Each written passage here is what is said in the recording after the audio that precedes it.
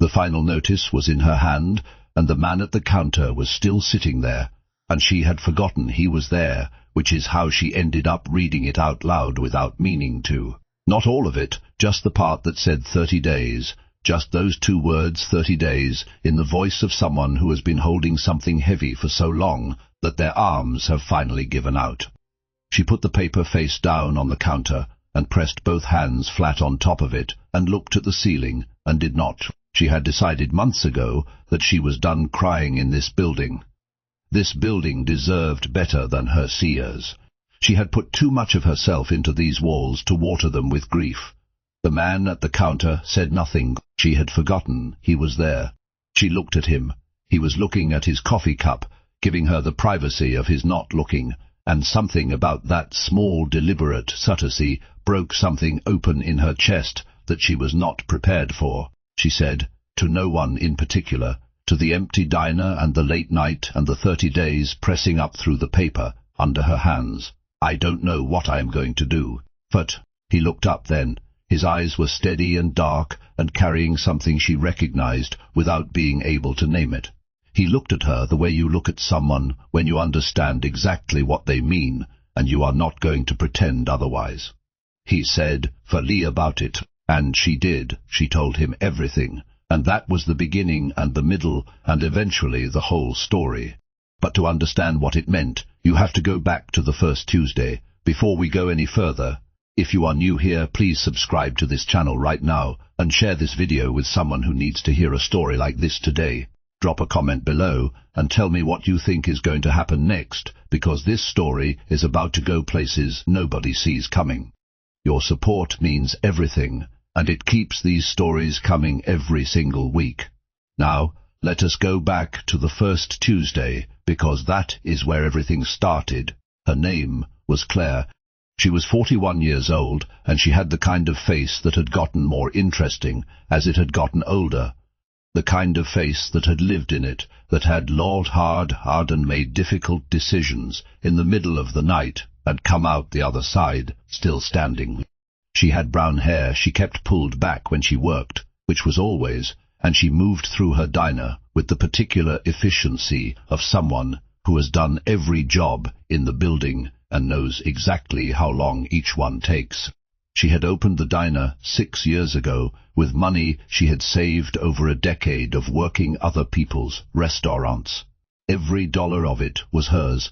She had worked as a line cook at 22 and a sous chef at 26 and a restaurant manager at 31, and she had learned something different at every station, and she had kept every lesson like a stone in her pocket, heavy and real and hers. The diner was called simply Claire's. She had gone back and forth on the name for weeks, and then decided that if she was going to put everything she had into a place, she might as well put her name on it too. Own it completely, no hiding. It was a small place, 12 tables, 8 counter seats. Arcada she had designed herself with input from every cot he had ever worked alongside. The menu was not complicated. Breakfast all day, burgers, pie, coffee, that people drove 20 minutes out of their way for because she had spent 3 months getting the blend exactly right. For the first 3 years it had worked, not spectacularly, not in a way that made headlines or attracted investors, but solidly, warmly, the kind of working that meant something because it was real and steady and built on actual people coming back, because the food was honest and the place felt like somewhere you could breathe. Then her husband left. His name was Robert, and she did not like to think about him for long stretches, because when she did, she ended up doing an accounting of the years she had given him, and the number was always too high to sit with comfortably. They had been together for 9 years, married for 6. He had been charming and certain in the beginning, the kind of man who makes you feel like being chosen by him means something, and she had let herself believe that for longer than she should have, he had not hit her. And to be clear about that in her own mind, because she had learned that people sometimes needed the story to be dramatic in a particular way to understand why thieving was hard. He had simply, over years, made her smaller, not loudly, quietly, the way a slow makes a shallot. A comment here, a dismissal there. a particular tone when she talked about the diner that said he found her ambition slightly embarrassing, a way of being present in their home that made her feel like a guest in her own life. When he left, he took the joint savings account, which she had not known he had access to in the way he apparently had access to it, and he took the car, and he took 2 years of her emotional energy in the legal proceedings that followed. And he left her with the diner and a mortgage on it that had been restructured twice and a debt load that sat on her chest every morning. When she woke up, she had kept going.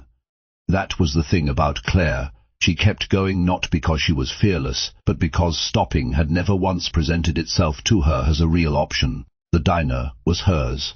The people who came in every morning for her coffee and her eggs were counting on her to open the door.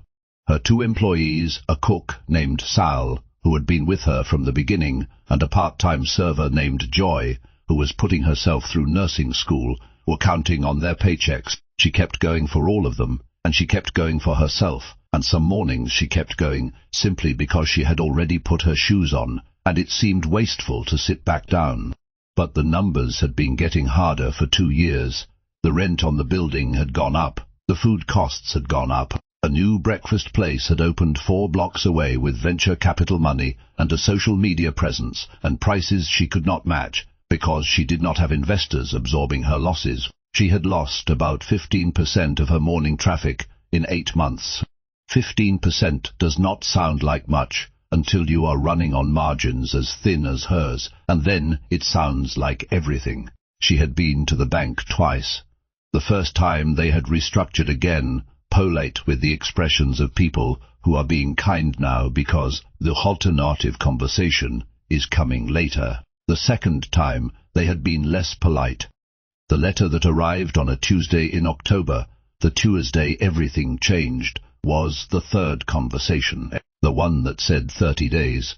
The first time he came in was 3 months before the letter. It was a Tuesday. She remembered that specifically because Tuesdays were her longest days.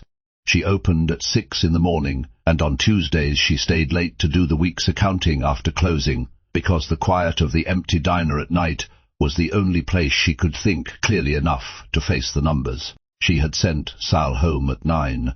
Joy had left at 8. She was alone, wiping down the counter, the door unlocked because she sometimes forgot to lock it until she was ready to leave. When she heard it open, she looked up. A man stood in the doorway, medium height, dark hair that needed cutting, a jacket that was plain and dark and slightly too large, the kind of jacket a person buys for function rather than appearance. He looked at the counter, at the stools, at the pie case, at her. His expression was neutral and tired in the way of someone who has been tired for a long time and has stopped expecting it to change. He said, "Are you still open?" She looked at the clock. It was 10:40 at night. She said, "Technically no." He said, "I'll go." She said, "Sit down. What do you want?" She did not know why she said it. She was tired and the numbers were bad and she had an early morning coming. But there was something about the way he stood in the doorway that she recognized. The particular posture of someone who expected to be turned away and had already made peace with it before they asked. She knew that posture. She had worn it herself. He sat at the counter. Second stool from the left. He said, "Coffee and whatever pie you have." She said, "I have apple and I have pecan." He said, "Pecan." She poured the coffee and cut the pie and put it in front of him and went back to her accounting. He ate slowly. He did not look at his phone. He did not look around the diner with the assessing eyes of someone cataloguing its shortcomings. He just ate and drank his coffee and was quiet in a way that was not uncomfortable. She had worked in enough restaurants to know the difference between a person whose silence is a demand and a person whose silence is simply their natural state. His was the second kind. He finished. He put a $20 bill on the counter for a $6 order. He said, "Thank you," and he left. She picked up the 20. She looked at the door. She went back to her numbers. She did not think about him again until the following. He walked back in at the same time, same jacket, same jowl, and said she had started keeping a pecan pie back from the day's service, just in case. She did not examine why. By the 4th Tuesday she knew a few things about him. His name was Nathan. He worked with technology in some capacity she had not pinned down. He had recently moved to the city, or returned to it. She was not sure which. He drank his coffee black. He ate the pie, someone who was actually tasting it rather than just consuming it. And once he had said, completely unprompted, "This is the best pecan pie I have ever had," with the flat certainty of someone stating a fact, rather than offering a compliment, and she had believed him because there was nothing performative about the way he said it. She had started talking to him the way she talked to herself when she was alone, without editing, without the version of herself she presented to her morning regulars, the capable, cheerful woman who had everything managed. She told him on the 5th Tuesday that the health inspector was coming, and she was nervous. He said, "Are you up to code?" She said, "Completely," he said. "Then you are fine." Not reassuring, just logical. She found it more comforting than reassurance would have been. She told him on the 6th Tuesday that Sal had asked for a raise, and she could not give it to him, and felt terrible about it. He said, "Did you tell Sal the truth?" She said, "I told him the numbers weren't there right now." He said, "Then he knows you are not choosing not to. He knows it is not personal." She said, "How do you know?" He said, "Because you just told me and I could hear that it wasn't personal." She told him on the 7th Tuesday that she had not talked to her sister in 4 months, because her sister kept asking questions about the diner's finances in a tone that made Claire feel like a child who had made a mess. He said nothing for a moment. Then he said, "Is she worried about you or worried about being right?" Claire had looked at him. She said, "Both," he said. "That is hard. That was all. Just that is hard." And she had felt, for the first time in months, that someone had actually heard her without needing to fix her or judge her or turn her problem into their wisdom. She started looking forward to Tuesdays in a way she did not look forward to other days. She did not call it what it was. She called it having someone to talk to. She called it a regular customer. She called it a small thing, a nothing thing, a coincidence of scheduling that had become a habit. She was not a woman who lied to herself about important things, but she was a woman who had learned to be careful about hope. Hope had cost her a lot in the past. She had learned to keep it small and domestic and pointed only at things she could control. She could control the pie. She could control the coffee. She could not control what a quiet man in a dark jacket meant by coming back every Tuesday night. So she did not try to. What she did not know, and would not know for some time, was what his Tuesdays looked like before midnight. Nathan Caldwell's Tuesday began at 6 in the morning with a call from his attorney.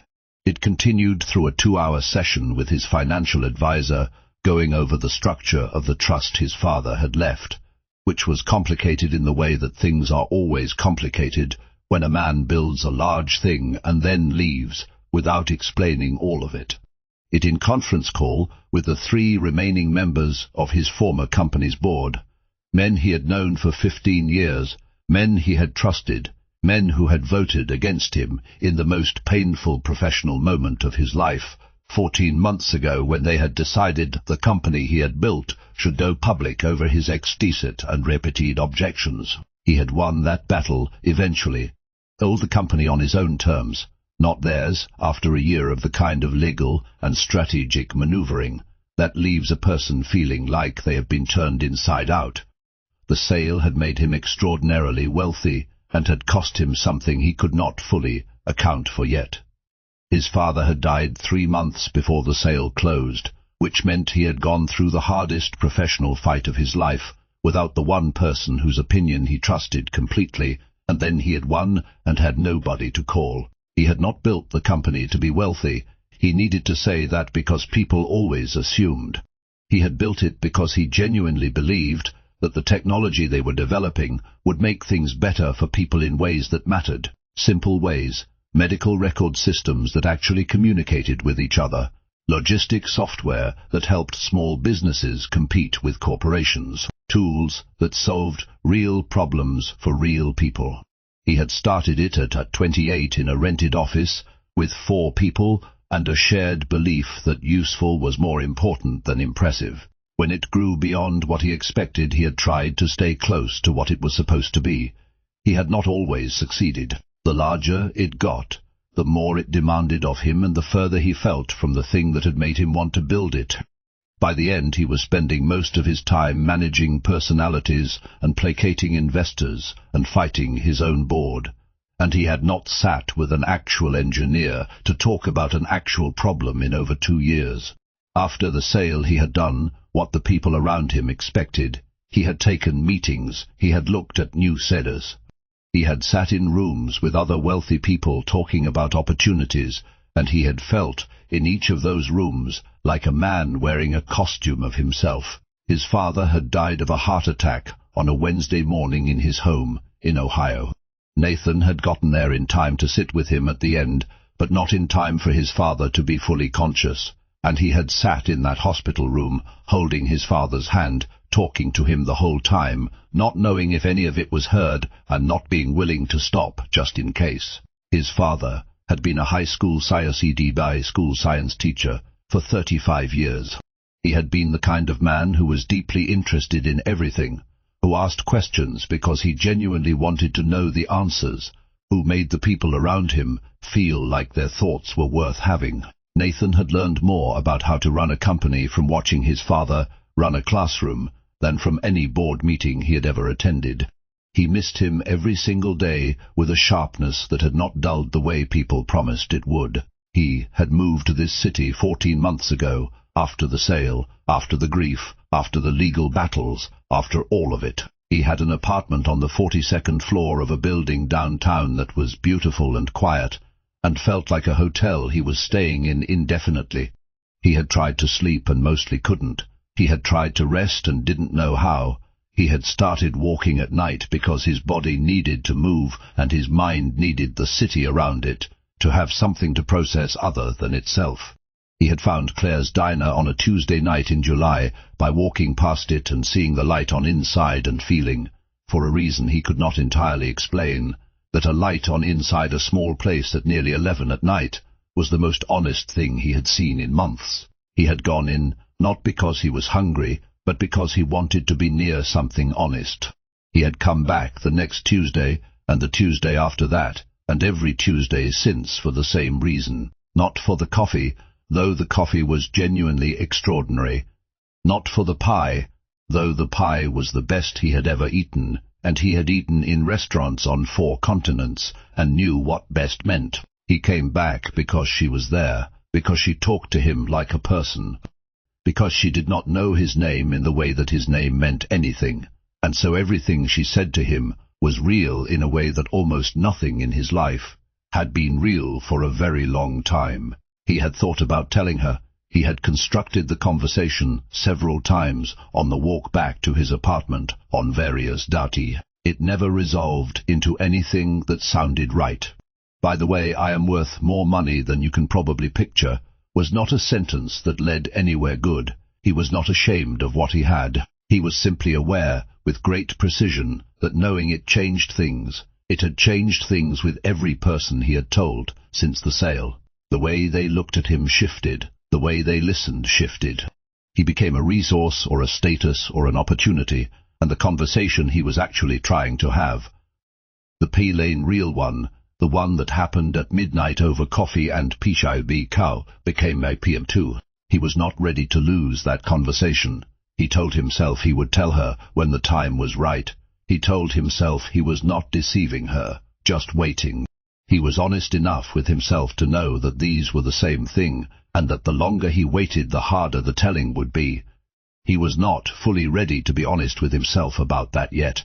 The Tuesday of the letter was in October, and the sky had been clear all day with the particular sharp clarity of early autumn, the kind of day that looks beautiful and feels like a warning. Claire had gotten the letter in the morning mail. She had read it once, put it face down on her desk in the back, and spent the entire day being exactly the version of herself her customers needed. She had made the coffee eggs and cut the pie and laughed at jokes, and asked Joy about her nursing and Asim, and done every single thing she was supposed to do with the full weight of 30 days, sitting on her kastau. Sale had offered to stay late. She had sent him home. Joy had looked at her with the particular look of a 23-year-old who knows something is wrong and doesn't know if she is allowed to ask. Claire had said, "Go study, I'll see you Thursday." Joy had gone, and then she was alone. Just her and the numbers and the letter she had turned face down, and the question of what 30 days actually meant, and what came after it, and whether she had any options she hadn't already exhausted. She knew the answer to that last question. She had been doing this accounting for 6 months. She had cut everything she could cut. She had taken no salary for 3 months. She had renegotiated her supplier contracts twice. She had done everything a person can do when they are trying to hold a ship together with their bare hands and the water keeps coming in, faster than they can bail it out. She was wiping down the counter, the letter face down beside the register, when the door opened and Nathan came in. Same jacket, same quiet, same second stool from the left.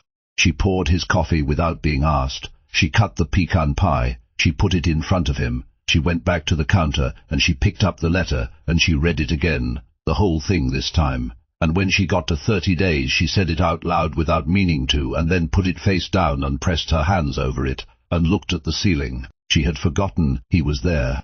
She looked at him. He was giving her the privacy of his not looking. She said, "I don't know what I am going to do." He looked up. He said, "Tell me about it." And something in the way he said it, not as a social nicety, not as a performance of caring, but as a plain direct invitation from a person who actually wanted to know, broke through the last wall she had been holding up since morning. She told him everything, not just the letter, everything, the original loan, the restructuring. Robert and the 2 years of legal proceedings, and the new breakfast place with the venture money, and the 15% she had lost, and the 3 months without a salary, and the conversation she had not been able to have with her sister, and the morning 2 weeks ago when she had sat in her car in the parking lot for 20 minutes before she could make herself come inside, because she was so tired that the walk from the car to the door felt like too much. He listened. He did not interrupt. He did not offer solutions. He did not make the face people make when they are waiting for you to finish, so they can tell you what they would do. He listened with his whole attention, the way she had noticed he always did. The way that made you feel like what you were saying was the most important thing happening anywhere right now. When she finished, the diner was very quiet. She felt emptied out in the way you feel after you have said something true that you have been carrying for too long. Lighter, slightly raw, like something that had been sealed had been opened to the air. He said, "How long have you been carrying this alone?" She said, "A while." He said, "All of it?" Without telling anyone the full picture, she said, "Knows the numbers." "That is different." He said, "Yes, it is." She said, "She didn't want anyone to think I was failing." He said, "You are not failing." She said, "The bank seems to think otherwise." He said, "The bank is looking at a spreadsheet." "I am looking at you." She looked at him. She said, "That is a kind thing to say." He said, "As a true thing." Kind and true aren't always the same. This time they are. She sat down on the stool at the end of the counter, something she almost never did while the diner was technically still open, even to a single customer at midnight. She sat down because her legs were tired in a way that had nothing to do with standing. She said, "Why do you come here every Tuesday?" The question surprised her as much as it surprised him. She had not planned it. It arrived out of the honesty of the evening, out of the space that had been created by telling the truth about everything else. He was quiet for a moment. He looked at his coffee cup, then he looked at her. He said, "Because it is the only place I've found in a long time where I feel like a person instead of a name." She looked at him. She said, "What does your name mean?" Another pause. Longer this time. She watched something move through his expression, the particular movement of someone deciding how much of the truth to give. He said, "More than I'd like sometimes." She said, "That is an interesting answer." He said, "It is the honest one." She looked at him for a moment longer, then she let it be enough. She had learned over 6 months of Tuesday midnights that he gave things in the time they needed, and pushing never produced anything real. She trusted that. She trusted him. She realized she had trusted him for a while without formally deciding. She said, "I don't want to lose this place." He said, "I know." She said, "Myself. Every part of it." I know that sounds like something people say, but I mean it literally. I designed the kitchen. I chose every piece of equipment. I developed the menu. I trained everyone who has ever worked here. It is the most completely mine thing I have ever had. He said, I know what that feels like, she said. Do you? He said, yes. She said, what did you build? He said, something I was proud of. For a long time, she said, what happened to it? He said, I had to let it go. She said, did you want to? He said, no. She said, sorry. He looked at her. The way he looked at her in that moment was different from every other time he had looked at her, and she felt the difference without being able to describe it. Like something that had been held carefully at a certain distance had moved one step closer. He said, don't lose the diner. She said, I am running out of ways to keep it. He said, can I see the numbers? She said, why? He said, because I am good with numbers, and I'd like to help if I can. She said, Nathan. He said, I know you didn't ask. I know you are not looking for someone to fix it. I am not offering to fix it. I am offering to look at it with you, so you are not looking at it alone. She looked at him for a long time. She thought about the past 6 months of Tuesday nights. She thought about the way he listened. She thought about the way he had said, that is hard, when she told him about her sister, and how that 2-word sentence had done more for her than 100 solutions would have. She got up. She went to the back. She came back with the folder. She put it on the counter between them. He opened it. He began to read. She watched his face. It was focused and still, and gave nothing away immediately, which she had learned was not indifference but concentration. He read the way he listened completely. After a few minutes he turned a page. After a few more he turned another. She had stopped watching and started cleaning again, because watching felt too much like waiting, and she was too tired to wait. He said, your food cost percentage is actually very good. She said, I know my food cost. He said, your rent is the problem. This went up 40% in 2 years. She said, I know that too. He said, who owns the building? She said, a property company, Hartwell Commercial Properties. He said nothing for a moment. She looked at him. His expression had changed very slightly.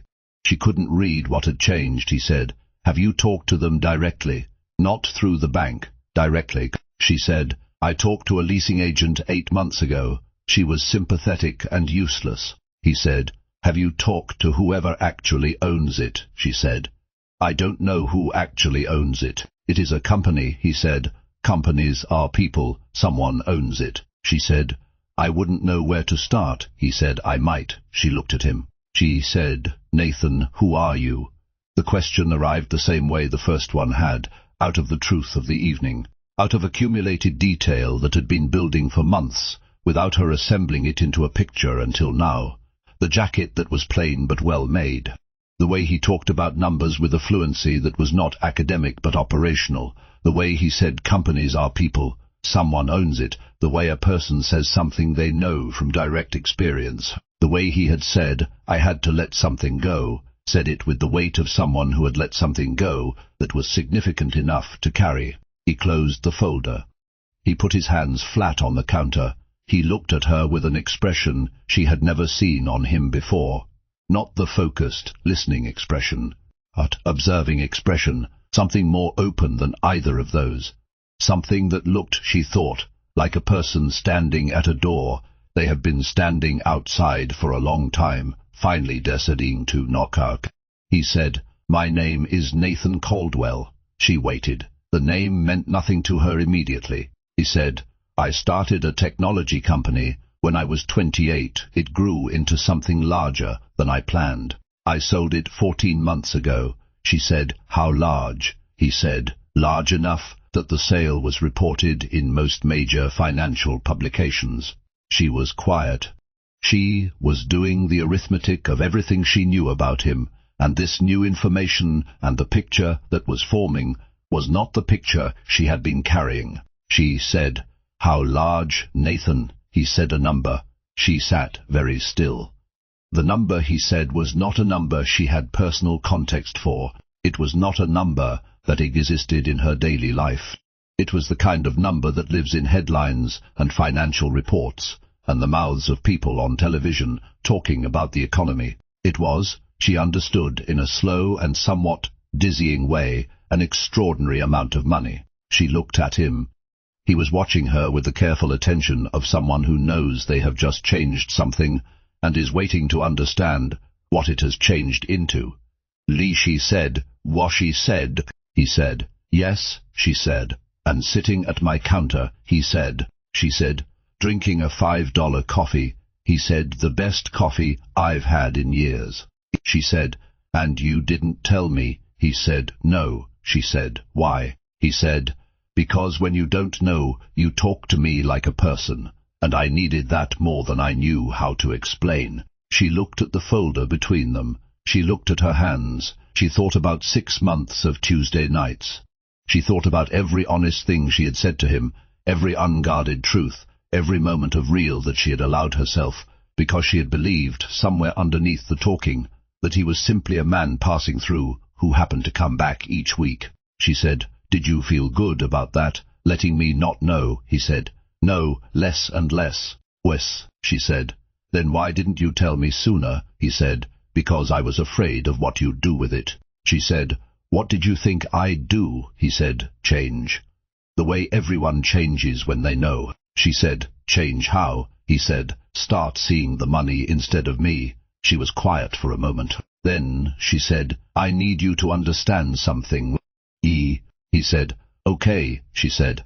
I have spent 6 years building something that is completely mine. I have taken nothing from anyone that I did not earn. My ex-husband took from me, and I spent 2 years taking myself back from that. I am not a woman who sees money instead of people. I am not a woman who would have treated you differently if I had known. He said, I know that now. Bao, Li Tao. She said, You should have known it before. He said, You are right. She said, I am angry. He said, I know. She said, I am also tired, and it is almost 1 in the morning, and I have to be here at 6. He said, I know that too. She stood up. She picked up the folder. She looked at him for a long moment. She said, Come back Tuesday. He said, Okay, she said. And Nathan? He said, Yes. She said, Don't come back with solutions. Come back as yourself. Whatever we figure out about Dina, we figure out together, or not at all. I am not a project, he said. I know you are not, she said. Do you? Are the most complete person I sat across from in a very long time. She looked at him. Something moved through her, something she was not going to name tonight, not after everything tonight had already been. She nodded once. She went to the door and held it open. He got up and walked out into the night. She locked the door. She stood in the empty diner with her hands on the lock and her forehead almost touching the glass, and she looked out at the empty street, and she said, very quietly to no one, What just happened? The diner did not answer. It just sat around her, warm and quiet and hers, for 29 more days. She did not sleep while She lay in her apartment 3 blocks from the diner and looked at the ceiling and thought about a number that did not fit inside any framework she had for her own life. She thought about a man in a plain jacket sitting at her counter for 3 months. She thought about every conversation they had ever had and ran it through this new information, like fabric through water, checking to see what changed color. Most of it did not change. That was the thing she kept coming back to. The listening was real. The pie comment was real. The "that is hard" was real.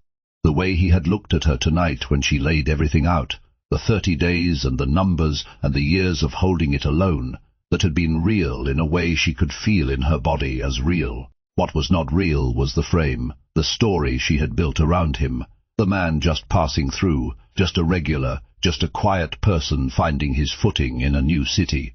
That story was not real, and she had built things on top of it, and now she had to figure out what those things were made of, now that the foundation had shifted. She was not naive.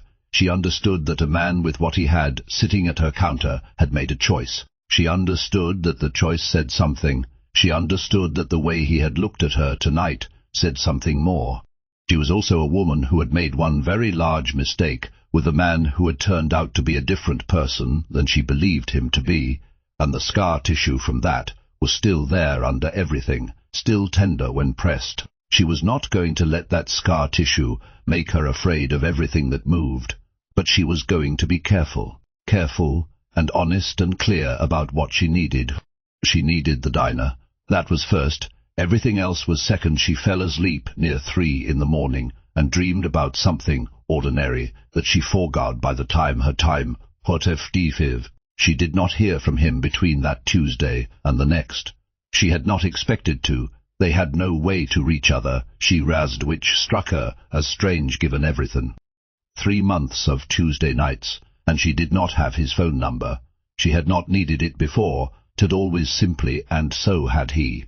She spent the week doing what she always did, opening the diner, making the coffee, talking to her morning regulars with the warmth she knew felt for them because they were genuinely good people who had made her place part of their lives. Talked to Sal about the specials, and talked to Joy about the nursing exam, and talked to her vegetable supplier about the price of tomatoes, and she did all of this while the 30 days counted down in the back of her mind like a clock she could not turn off. On Thursday, her sister called. Her sister's name was Meg, and she lived in Denver, and she loved Claire in the particular way of someone who expresses love through worry, and worry through questions that feel like accusations. She said, "I heard from Mom that the diner is having trouble." Their mother was 72 and lived in the same town in Ohio where both of them had grown up and had a network of information that defied explanation, given that she did not use social media. Claire said, "The diner is fine." Meg said, Claire said. Meg said, "You can talk to me." Claire said, "I know." Meg said, "Are you talking to anyone?" Why'd I? Claire thought about a man at a counter at midnight. She said, "I am handling it." Meg was quiet for a moment. Then she said, in a softer voice, the voice she used when she had put down the worry and was just being a sister, "I just don't want you to be alone with it." Claire said, "I know." Meg said, "Are you alone with it?" Claire thought about Tuesday. She said, "Less than I was." Meg said, "What does that mean?" Claire said, "It means I'll call you this weekend and tell you more. I have a lunch rush starting." She did not have a lunch rush starting, but she needed to get off the phone before she said something she was not ready to say yet. The following Tuesday he arrived at his usual time, same jacket. She had half expected a different jacket, something that announced the new information, something that made him look like what he was, now that she knew what he was. He looked exactly the same. She did not know why that relieved her. She poured his coffee. She cut the pie. She put it in front of him. She went back to her side of the counter and looked at him and said, "Been thinking." He said, "About what?" She said, "About you, about what it means that you came here every week knowing everything you knew and let me not know." He said, "And," she said, "and I think I understand it. I don't think it was malicious. I think you were lonely in a specific way that most people wouldn't understand, and you found a place that helped, and you didn't want to ruin it." He said, "That is accurate," she said, "but I need you to understand that I am not a sanctuary. I am a person, and treating a person like a sanctuary without their knowledge is still a kind of taking, even if it doesn't feel like it." He said, "Yes," she said, "just yes." He said, "You are right. I don't have an argument against that. I was taking something without asking. I am sorry." She looked at him. She said, "You are very easy to be angry at when you don't defend yourself." He said, "Would you prefer I defended myself?" She said, "No. I just wasn't ready for the apology to be that simple." He said, "I'd not to make apologies complication. They're not about me." She looked at him for a moment. Then she said, "Found 2 options. Neither of them is good. One involves a private loan at a rate that would take me 10 years to pay off. One involves bringing in a partner investor, which means giving up partial ownership." He said, "There is a third option." She said, "No." He said, "You haven't heard it." She said, "Nathan, I am not taking money from you." He said, "I know that." She said, "Then what is the third option?" So, he said, "Hartwell Commercial Properties, the company that owns your building." She said, "What about them?" He said, "I know who owns it." She said, How? He said. Because I've done business in this city for 20 years, and I know most of the significant property holders. She said, he said, and the man who owns Hartwell is named Gerald Hartwell, and he is 70 years old, and he started his company with one building, and he still makes final decisions on every long-term tenant. He is not a man who is managed by his leasing agents. He is a man who responds to direct conversation. She said, you want me to call him? He said, I want you to let me introduce you. Not to give you money, not to fix it, just to open a door that is currently closed because nobody has knocked on it properly. She was quiet. She looked at her hands on the counter. She thought about what she had said last Tuesday. We figure it out together or not at all, she said. You would do that without it becoming something I owe you. He said, you don't owe me anything, you never have. She said, I mean going forward. He said, same answer. She said, why? He looked at her. He said, because you made something real and beautiful, and you did it by yourself, and it would be a genuine loss to this city if it closed, and I have the ability to make one phone call that might prevent that, and choosing not to make it because I am worried about what it looks like would be vanity on my part, she said, and that is all it is, civic responsibility. He looked at her steadily. He said, no, but the rest of it I'll keep to myself for now. She looked at him. She felt the something that she had felt last Tuesday and had refused to name. It was still there. It had not gone anywhere, she said. Make the call. Gerald Hartwell was, as Nathan had described, a man of direct conversation. He agreed to a meeting within 48 hours of the call. He met Claire at his office on a Thursday afternoon, a spare and organized space that looked like the office of a man who respected function, and he listened to her the way she imagined he had listened to every person who had ever asked him for something, with full attention and no visible warmth and complete fairness. She had prepared. She had brought the numbers, the history, the customer data, the health inspection record, the supplier relationships, everything that told the story of what the diner was and what it had meant to the neighborhood for 6 years. She laid it out clearly and without pleading because she had decided she was not going to plead. She was going to make a case. Cases stood or fell on their merits. She had faith in her merits. Gerald Hartwell listened to everything. He asked 3 questions, all of them specific, and Ficalsi answered all 3 without hesitation because she knew her numbers. At the end, he said, "Warrant increase was administered by my leasing without my direct review. That division operates within guidelines I set, but with discretion on implementation. In retrospect, a 40% increase on a small independent food service establishment in 24 months was not consistent with the kind of tenant relationships I prefer to maintain." She said, "What does that mean practically?" "I would like to offer you a restructured lease at a rate that reflects your established value to the building and the neighborhood, with a fixed increase set all for the next 5 years that you can plan around." She said, "Why?" He said, "Because you came here and made a case on the merits and didn't ask me to feel sorry for you. I respect that." He paused. "And B. Caldwell has never called me to advocate for anything personal in 20 years of professional accountants. And when a man like that makes a call like that, it tells me something about what I am looking at." She said, "What does it tell you?" He said, "That it is worth my time." She vibradima. She sat in the parking lot. She called Nathan. He answered on the first ring. She said, "He is restructuring." The lease than said nothing for a moment. Then he said, "Good," she said. "He said you've never called him for anything personal before." Nathan said, "That is true," she said. "Nathan," he said. She said, "Thank you." He said, "You did that. You went in and made the case." "I just opened the door." She said, "You didn't have to open it." He said, "No." She said, "I'll see you Tuesday." He said, "I'll be there." She sat in the parking lot for another minute. Then she went inside and told Sal. Sal, who was 54 years old and had worked in restaurants his entire life and was not a man given to displays of emotion, put down the spatula he was holding and said, "You serious?" and when she said yes, he put his arms around her and held on for a long moment, and she let him because she needed it, and because he had it, and because some things are too big to absorb alone. The Tuesday after the Hartwell meeting was different from every other Tuesday, not in the external facts. He came at the same time, same jacket, same stool.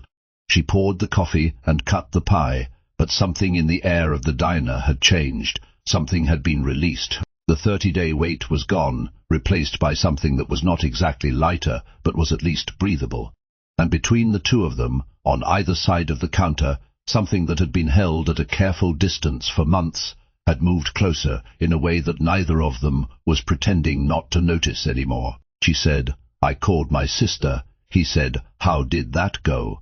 She said she cried, which made me cry, which I had been trying not to do for 3 months. He said, "Did it help?" But she said, "Yes, I hate that it helped.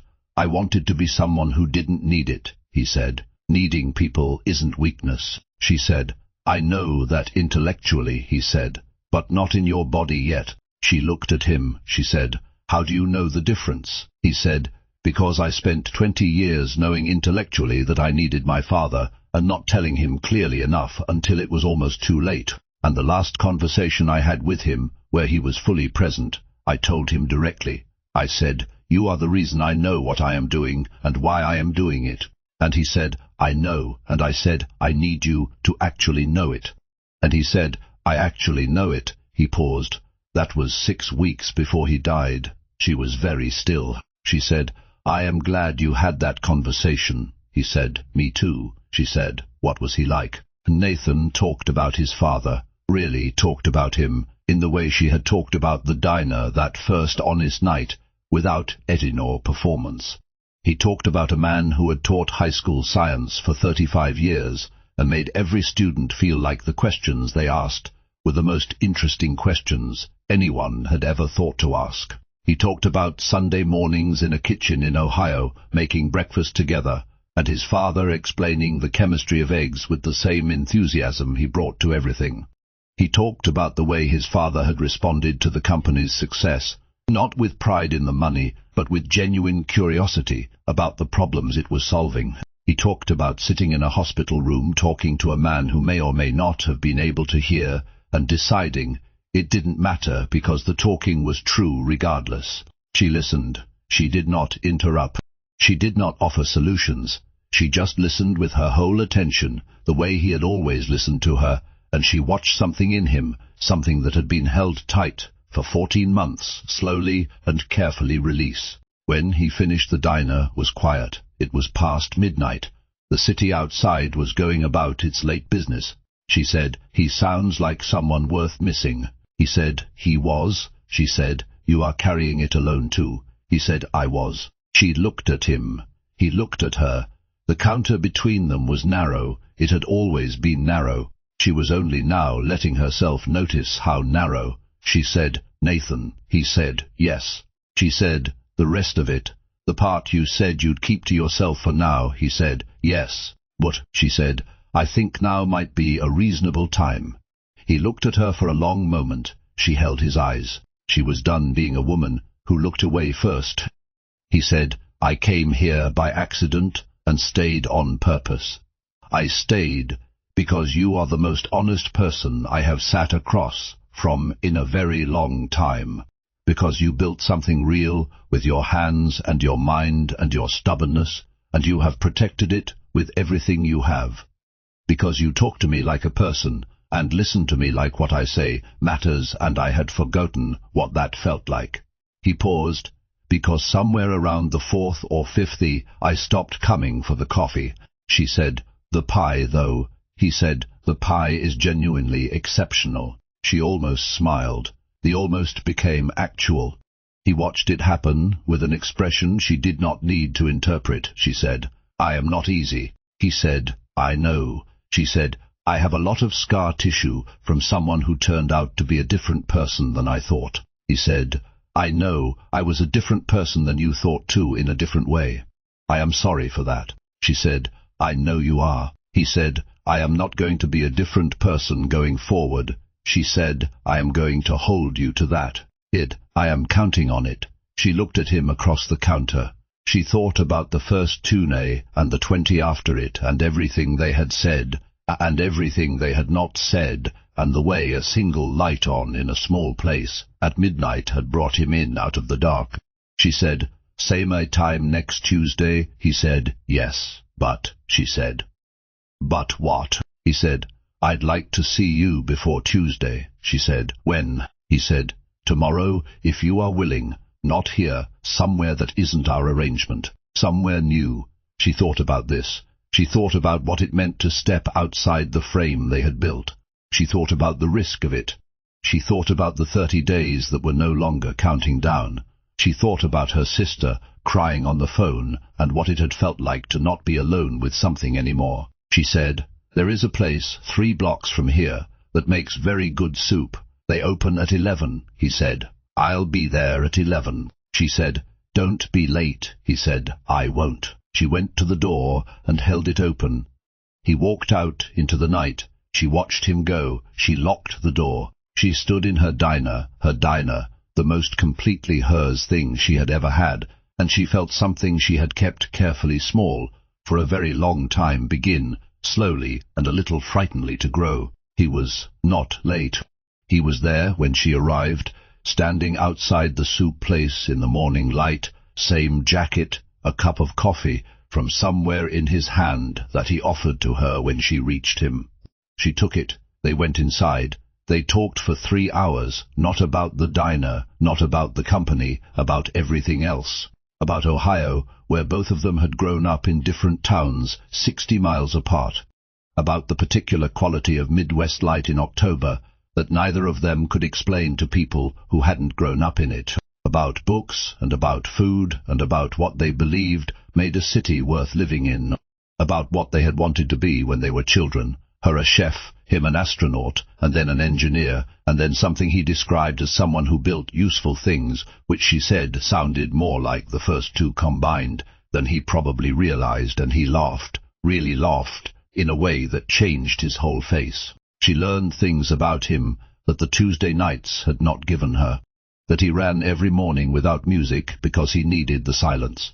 That he had learned to cook from his father, and cooked seriously and well. That he had not watched television in 2 years, not from principle, but simply from having forgotten to miss it.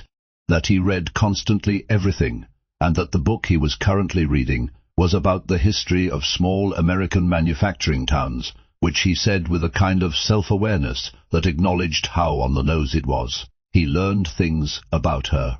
That she had wanted to open a restaurant since she was 9 years old, and had cooked her family dinner every Sunday from the time she was 12. That she had a specific and well-developed philosophy about pie crust, that she articulated with the passion of someone discussing something that genuinely mattered.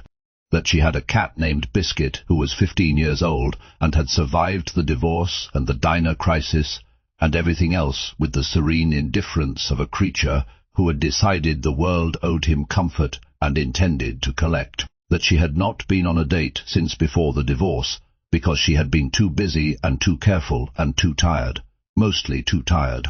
She said that last part without meaning to, and then looked at her soup, and he said very quietly, I know what that kind of tired feels like. She looked up, she said. Does it feel better now? He said. Yes, she said. Since when? He said, since approximately the 4th Tuesday. She looked at him across the small table in the soup place in the morning light, and she thought, this is the beginning of something. She did not know its shape yet. She did not know all of what it would ask of her, but she knew it was real in the way that real things feel different from performed things, heavier and warmer and more demanding and more worth it. She said, I am going to need you to be patient with me, he said. I am a very patient person. She said, I know, that is part of why I am telling you, he said. She said, and I am going to need this to go slowly, he said. Water speed you need. She said, and I am going to need you to always tell me the truth even when it is complicated. He said, always. She said, you sure? Your track record on that has some room for improvement. He said, fair, yes, always. She looked at him. She said, "Okay," he said. "Okay what?" She said, "Okay, I am in. Whatever this is, I am in."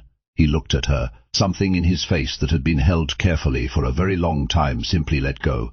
She saw it happily abale. She thought it was one of the most human things she had ever seen on a person's face.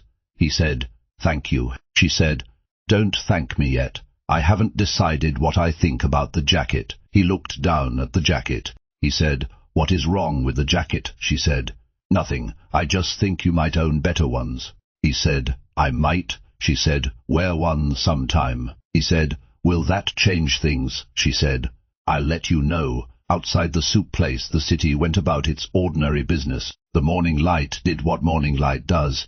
It made everything look like it was worth something, which she thought it was.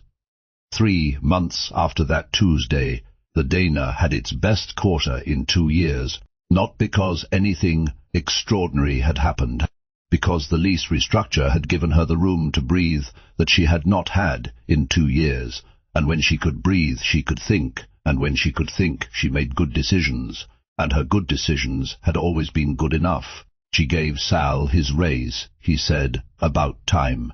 She said, "I know." They both smiled. She hired a second part-time person to cover Thursday nights, so that she could leave at a reasonable hour at least once during the week. She had not left at a reasonable hour on a consistent basis in 3 years. Thursday she left at 8 in the evening. She stood outside on the sidewalk for a moment, not in do with herself, and then walked 3 blocks to Nathan apartment building, which she had been to 4 times now, was still slightly adjusting to the fact of. He came down. They walked.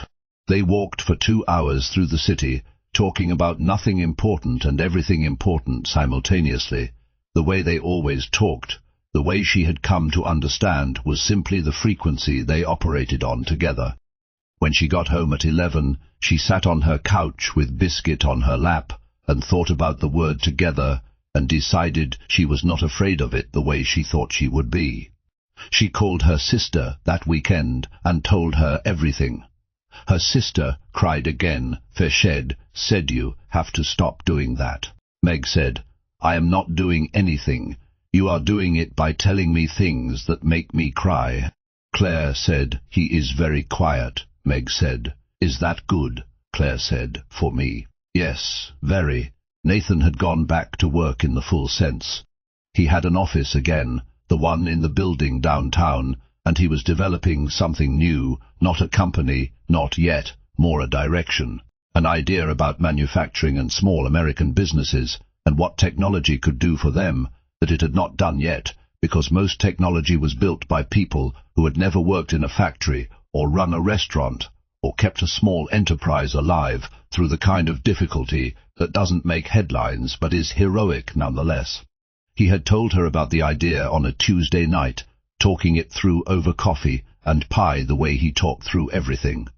And she had asked questions that he said were the best questions anyone had asked him about it. And she had said, "You should talk to Sal," and he had said, "Why?" And she had said, "Because Sal has worked in food service for 30 years and knows exactly what technology would and wouldn't help a place like this."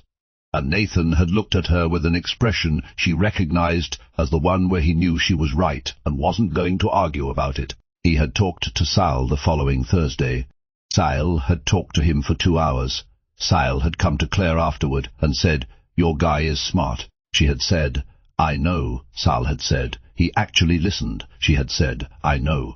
Sal had said, "He is coming back Thursday." She had said, "I know." She had stood in her kitchen after that and looked at what was in front of her, a diner that was going to make it. A man who listened. A sister she was talking to again, a life that was fuller than it had been in years and fuller in the right places. The places that had been empty, not from lack of activity, but from lack of Genju, Gnatu-Gen connection. She thought about a woman wiping down a counter at midnight with a 30-day letter under her hands. She thought about how close she had come to losing this. She thought about a light on in a window at almost 11 at night and a tired man who needed something honest and found it.